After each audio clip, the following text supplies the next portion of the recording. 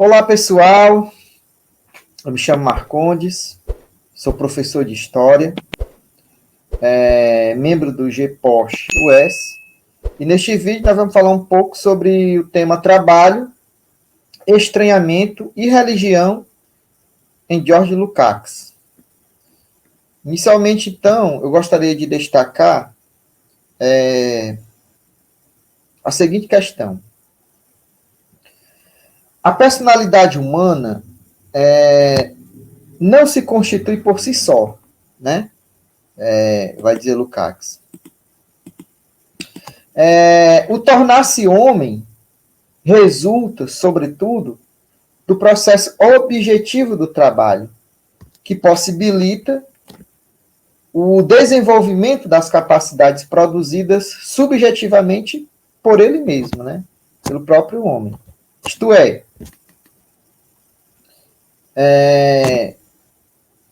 afirma Lukács, quando deixa de simplesmente se adaptar ao respectivo mundo exterior dado e, por seu turno, passa a participar de modo ativo e prático de sua remodelação em um meio ambiente humano cada vez mais social, criado por ele mesmo.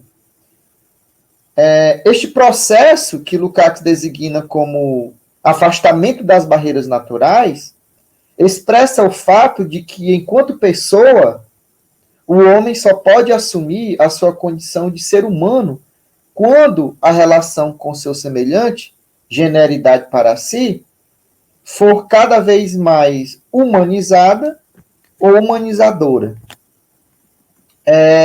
A consciência, enquanto um produto do desenvolvimento social, constitui uma expressão da subjetividade humana que representa o mundo em imagens e conceitos, né?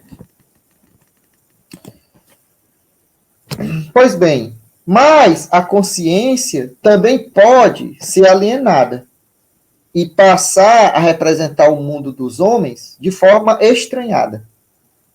Este fato, certamente, pode constituir uma cisão entre o homem, ou melhor, entre o que o homem realmente é e a consciência que ele tem de si mesmo, no sentido de fetichizações idealistas, alienantes. Sobre essa questão, o Lukács vai assinalar que a mais importante das concepções desse tipo, né, para nós, seres humanos, é a dissociação reificadora da consciência que se elevou acima da particularidade em relação ao homem inteiro normal, em sua existência fática, físico-social. Então, diz Lukács, que deste modo, ou melhor, desde o surgimento das representações animistas, mais especialmente desde a grande crise da humanidade na Antiguidade Tardia, e sua culminação no cristianismo, essa concepção exerceu uma forte influência sobre a imagem ontológica do homem, né? A consciência reificada concebe uma separação ou uma contraposição metafisicamente abrupta entre o homem físico fático e o homem espiritual subjetivo, configurando assim a autonomização da alma em relação ao corpo. De acordo com Lukács, é o método fenomenológico que produz de forma reificada, entre aspas, uma ilusão do mundo fenomênico imediato. Fecha aspas. Em uma contraposição dualista que segrega a alma do corpo, descaracterizando a unidade essencial dinâmica do ser social, fundado no trabalho, enquanto um metabolismo entre homem e natureza, e sua relação indissociável entre subjetividade e objetividade. Essa fissura entre o ser e a consciência humana, portanto, é reveladora da separação que o estranhamento ideológico engendra no plano do ser social. As contradições entre as forças produtivas e as relações sociais de produção, que se tornaram concretamente evidentes no ser social, se apresentam como conflitos travados ideologicamente. Como vai dizer Lukács, é exatamente por isso, né, e por isso, melhor dizendo, o caráter não ideológico do desenvolvimento social em sua totalidade e a sua necessária desigualdade, especialmente o modo como se manifestam as consequências ontológicas do processo total no âmbito do ser social e do destino dos homens singulares, muitas vezes, necessariamente, produzirá conflitos que só poderão ser travados ideologicamente. Ou seja, a discrepância entre desenvolvimento das forças produtivas e o pleno desenvolvimento da personalidade humana produz o estranhamento ideológico. Assim, no nível da particularidade do indivíduo, esse princípio divergente origina a deformação da subjetividade. Dessa maneira, só então ficará evidente, por um lado, que o estranhamento configura, acima de tudo, um obstáculo ao nascimento da não particularidade do homem. Portanto, como podemos depreender do pensamento de Lukács, quanto mais particular o homem permanece, mais impotente ele fica ao se defrontar com o estranhamento. Lukács exemplifica o estranhamento no complexo social da personalidade dos indivíduos singulares, destacando que, frequentemente, no movimento dos trabalhadores, a saber, que homens que combatem com veemência e também de forma exitosa o seu estranhamento enquanto trabalhadores, né? Porém, na vida familiar, causam um estranhamento às suas companheiras, às suas mulheres, o que os leva forçosamente a um novo estranhamento de si mesmo. Com efeito, toda tendência estranhadora está concretamente arraigada no plano do ser social, ou seja, está continuamente ativa, influenciando as motivações dos polos teleológicos singulares, ao mesmo tempo em que a superação destes estranhamentos exige dos indivíduos respostas inovadoras, e sua execução mediada pela praxe. Para Lukács, a religião constitui um aspecto ideológico do estranhamento. Ela configura um distanciamento do ser do homem em relação a si mesmo. Ou seja, é o estranhamento do homem em relação à sua própria essência. Pois o homem em si não é produto de forças extraterrenas, suprassensíveis. Mas, do contrário, ele é resultado de sua própria atividade concreta criadora, né, que é o trabalho. A religião, portanto, enquanto estranhamento ideológico, não explica a gênese e a essência do ser do homem de outro modo. Ela deforma, obscurece e mistifica a gênese do surgimento do ser humano. Nesse sentido, é Feuerbach que inicia a crítica materialista da religião, ao constatar que não é a religião que cria o homem, mas o homem que cria a religião. No entanto, Marx vai além. numa autêntica crítica histórico-materialista, ao aprofundar o estranhamento religioso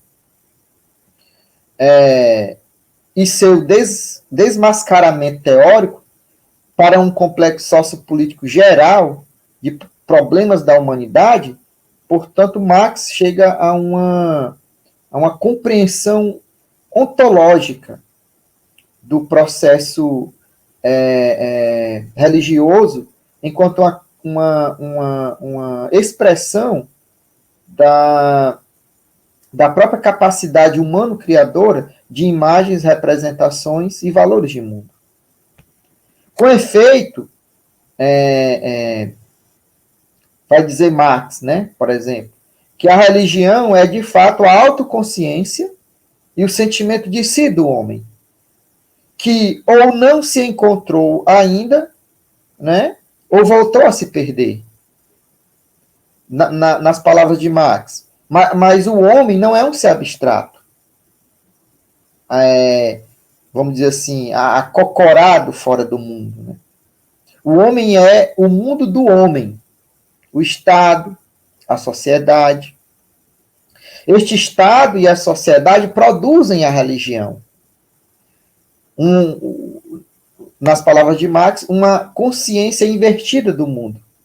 Porque eles são um mundo invertido. Pois bem, para Marx, a religião constitui abre aspas, uma realização fantástica da essência humana, fecha aspas. Porque para aquela, a essência do ser humano não possui uma verdadeira realidade. A verdade da essência humana está na representação mistificada que os homens fazem de si mesmos, quando projetam num ser supraterreno capacidades, qualidades e valores que são propriamente atributos de um ser histórico-social. Assim como afirma Marx, a religião não libertou o homem. Ela ganhou a liberdade de manifestar sua crença religiosa. Melhor, ele ganhou, né, a liberdade de manifestar sua crença religiosa. Daí, o sentido conferido por Bruno Bauer, como critica Marx, a ideia de que a emancipação política e a igualdade de direitos civis dos judeus poderiam ser filosoficamente vinculadas com a sua própria emancipação religiosa interior, né? Destaca Lukács, por exemplo. Contudo, assevera Lukács, tomando como base os postulados de Marx, a solução concreta para a superação do estranhamento religioso, bem como todas as alienações humanas, só poderá ser alcançada efetivamente pela revolução social, que transforma radicalmente os fundamentos da sociabilidade dos homens. Com efeito, esta solução possibilita o surgimento de uma grande perspectiva histórica universal, capaz de suprassumir o estranhamento religioso. Desse modo, podemos entender que o estranhamento religioso está inserido dentro do contexto social global de todos os outros estranhamentos. Pois a base fundamental de todos estes, né, repousa exatamente no processo econômico, historicamente determinado. Muito embora Marx considere que o estranhamento seja uma peculiaridade universal do capitalismo. Marx, em sua obra A Sagrada Família, descreve o estranhamento como um fenômeno universal, que subjuga igualmente tanto a burguesia quanto o proletariado.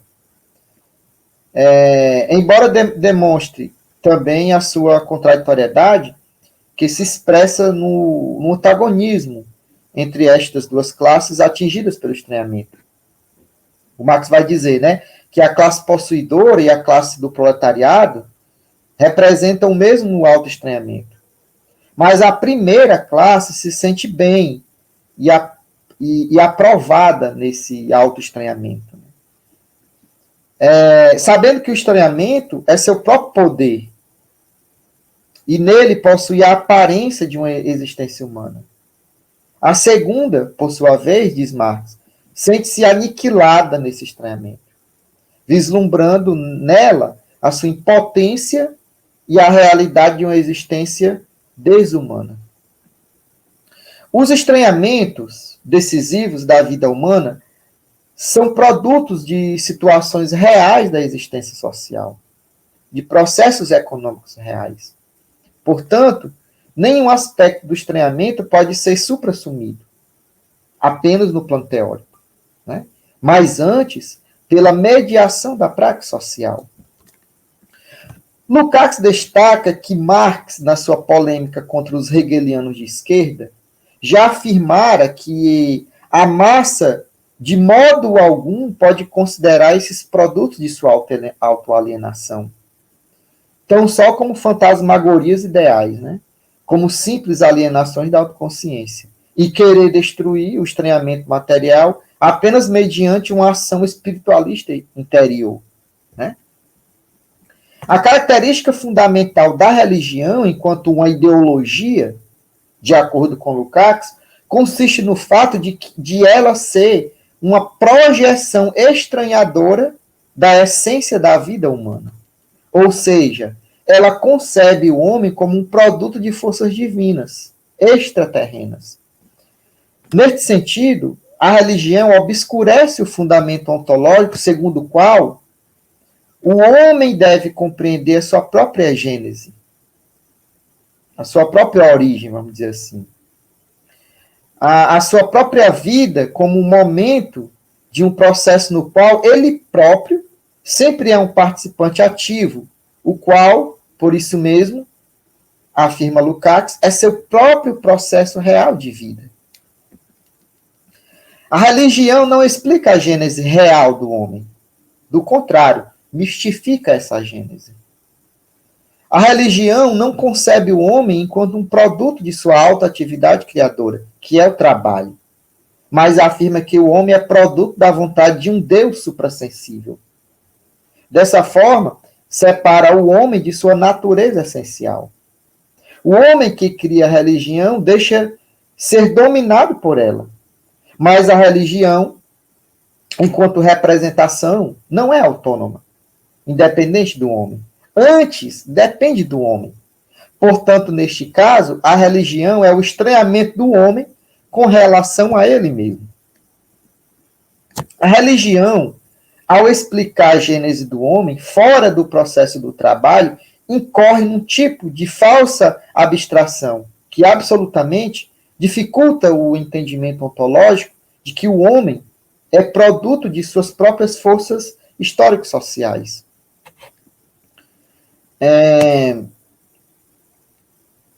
O Lukács, se valendo das ideias de Marx, vai destacar que na medida em que a essencialidade do homem e da natureza se tornou prática, sensível, visível, na medida em que o homem se tornou prático, sensível, visível para o homem, enquanto existência da natureza, e na natureza para o homem, enquanto existência do homem, a pergunta por um ser estranho, por um ser acima da natureza e dos homens, né? Uma pergunta que implica a confissão da inessencialidade da natureza e do homem. Tornou-se, né, vai dizer Marx, impossível na prática. A refutação materialista da ideia de Deus se baseia exatamente no fundamento ontológico de que a gênese e as características do desenvolvimento histórico concreto do homem são produtos de sua capacidade imanente de trabalho.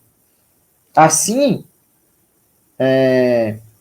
diz Lukács, a prioridade ontológica do processo genético pela humanização, do processo da alta atividade, perante todo e qualquer estranhamento, permanece o fundamento teórico de toda a crítica autêntica da religião.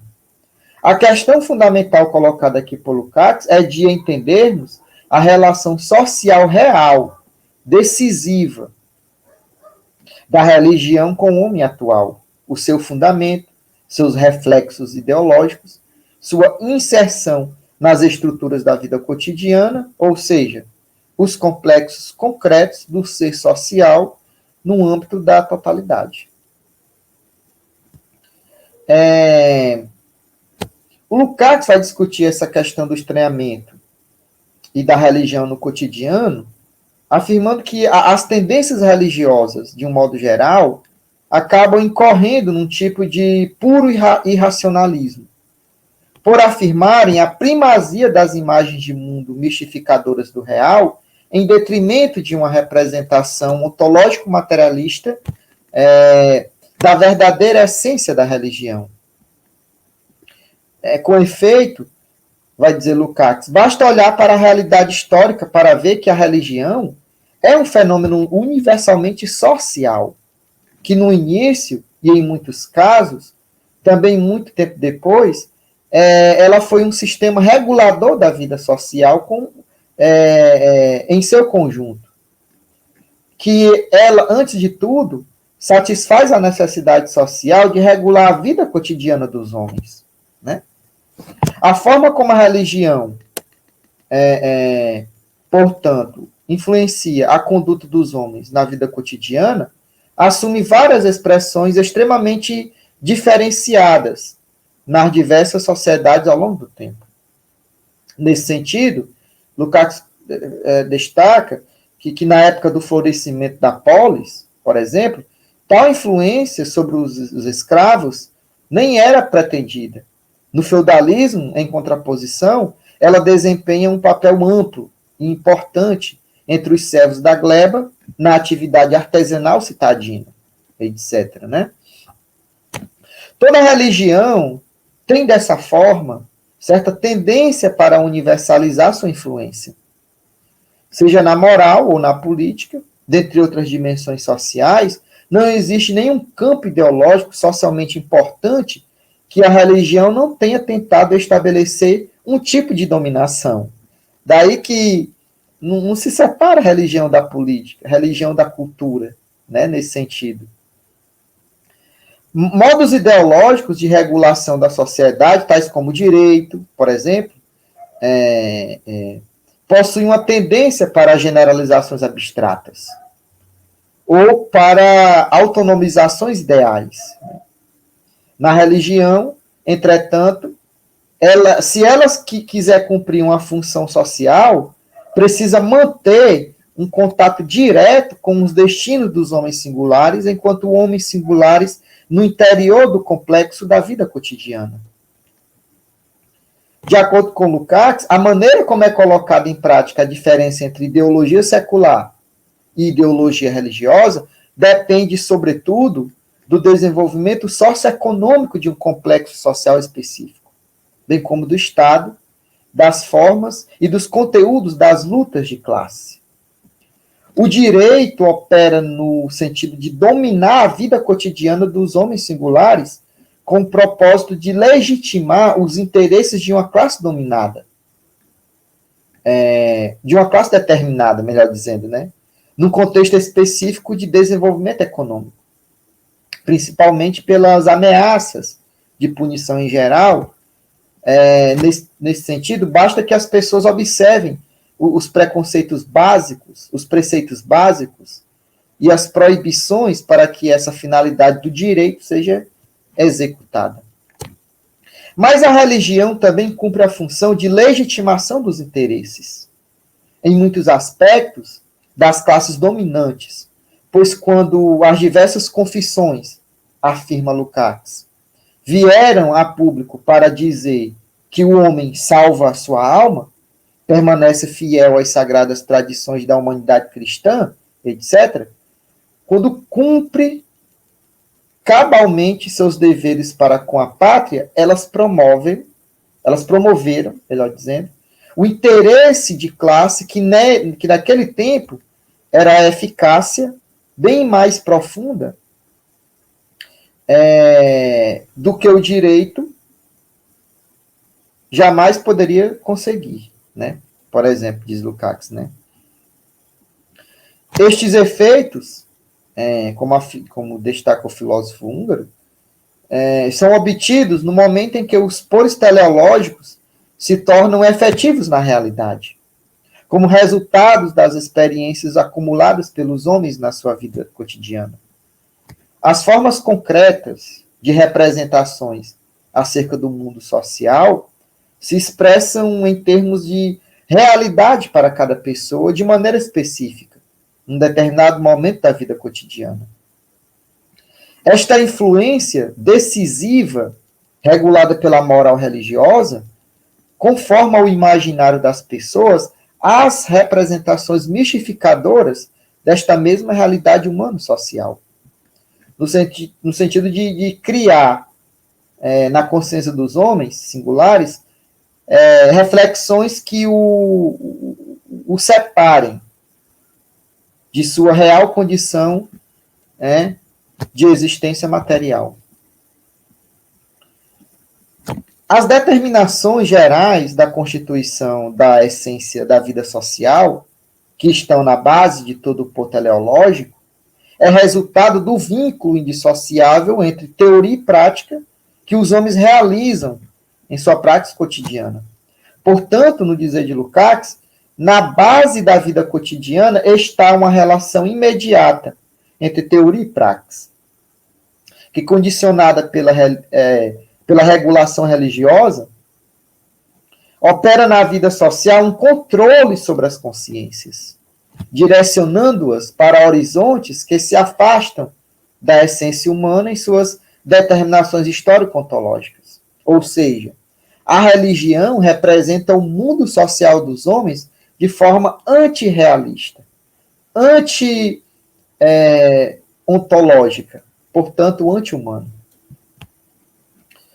Feuerbach afirma, que a religião, pelo menos a cristã, diz ele, é o relacionamento do homem consigo mesmo, ou mais corretamente, com a sua consciência. A essência divina não é nada mais do que a essência humana. Ou melhor, a essência do homem abstraída das limitações do homem individual.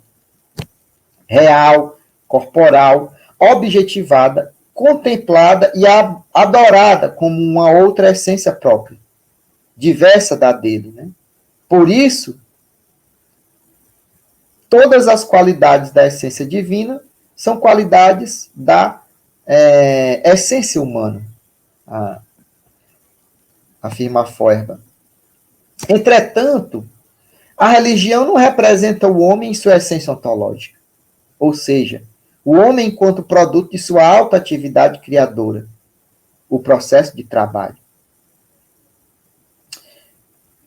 Ela afasta a imagem real da real natureza humana, quando afirma que o homem é uma criação divina, resultado da vontade egoísta de um ser supremo que criou tudo sozinho, pelas suas próprias forças transcendentais. As representações religiosas de mundo, tais como Deus, deuses, enfim, são produtos do cérebro humano, que ganharam autonomia com relação ao próprio ser que as criaram e passaram a subjugá-lo. Esta forma de estranhamento religioso estabelece um vínculo social entre os homens baseado em uma relação de distanciamento entre o que o homem realmente é, em sua essência ontológica, e a representação mistificada de que ele produz de si mesmo a partir da crença religiosa. Por isso, a imagem de mundo criada pelo processo de trabalho, com base na relação dialética entre subjetividade e objetividade, particularidade e universalidade, resulta numa representação que tem como complexo fundante não os mistérios de Deus, mas o processo real de objetivação socioeconômica da vida social cotidiana.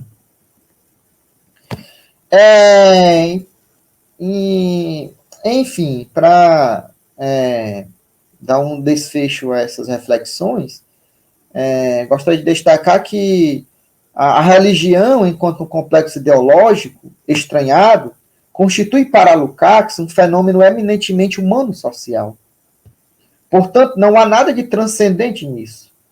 Primeiro porque a transcendência é uma manifestação subjetiva do indivíduo, caracterizado pelas sensações, sentimentos e representações elaboradas pelos desejos, crenças e fé espiritual. Segundo, é uma ideologia no sentido de representar um conjunto de ideias e imagens que operam na prática social dos indivíduos comportamentos e ações determinadas, realizando assim uma praxis legitimadora da vida cotidiana. Deus, desta maneira, é uma representação alienada, criada pelo próprio homem, e justificada num conjunto de ritos, práticas, ações, gestos e símbolos que tornam a consciência social uma dimensão reificada, como expressão de uma realidade objetivamente alienada e alienante. A sociedade capitalista, fundada no trabalho explorado, na propriedade privada, na produção do mais-valor,